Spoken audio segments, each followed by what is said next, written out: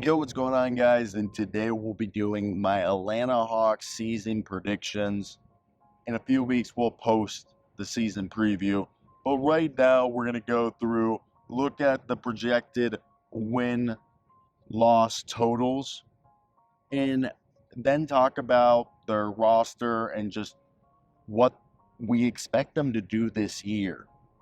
And what I want to say before we start today's video, I love DeJounte Murray, but anybody who knows basketball, anybody who actually paid attention to the Atlanta Hawks, knew that Trae Young was handicapped offensively with DeJounte Murray on the floor.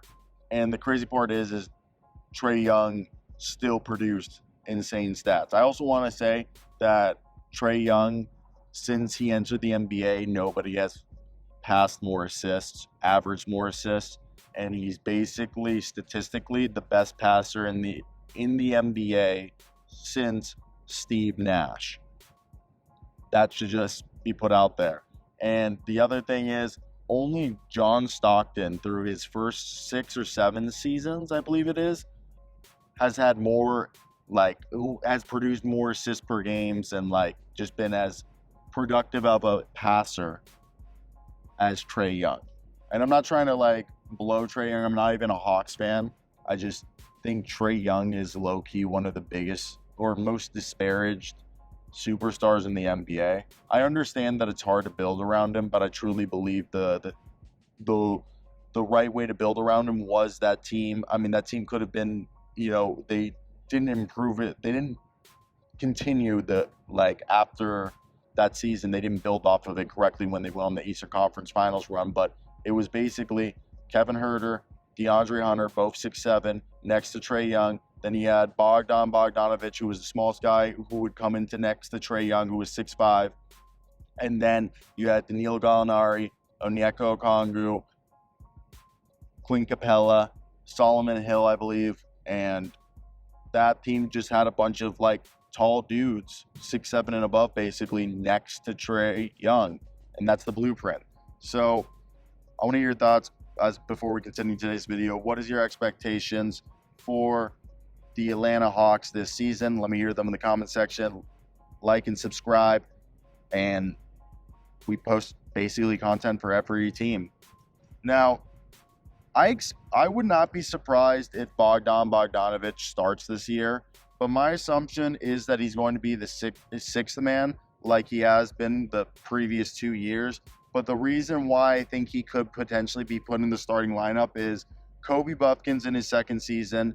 We know Vit Krejci is a guy that they really like, and I think he's somebody that they're to expect maybe to be more in the rotation. They brought in David Roddy, and I just think all those guys just give me reason to believe that they're more than likely going to go ahead and have Bogdan in the starting lineup, especially as I think having him there, a 6'5", 6'6", kind of a secondary ball handler, but he's not going to need the ball in his hands next. And they also have Dyson Daniels, who's another reason why I think that they'll go ahead and put Bogdan in the starting lineup. But by having Bogdan there, and also shout out Garrison Matthews, who's absolutely so much fun to watch. And they also have Larry Nance, by the way, just to remind you guys, and Onyeka Okongwu. So this team's just a lot deeper than you probably remember. So for me, starting lineup, more than likely, Trae Young, Bogdanovich, DeAndre Hunter, Jalen Johnson, and Clint Capella to start the season. And then by the end of the year, I would not be surprised if either Bogdan or DeAndre Hunter go to the bench for Zachary Rissache. But I think just to start the year, Zachary's going to come off the bench, and that's another reason why I think Bogdan's not going to be the sixth man. And also by the end of the year, Clint Capella, I think, is probably going to be coming off the bench or get traded, if I had to assume. So that's just my prediction for the lineup. And I really think Jalen Johnson has all-star potential. He's a phenomenal player. That kid can hoop. I think DeAndre Hunter is the perfect like fourth, fifth guy in the rotation as just kind of a Swiss Army knife. And then you have two rebounding bigs in Onyeka and Capella, and then you also have a good third guy in Zeller. Now, what are we hearing in terms of the Atlanta Hawks? They're expected to win 35 and a half games. They do not have a first round pick in this year's draft. It's unprotected to the Spurs because of the Dejounte Murray trade. So they want to be as good as possible.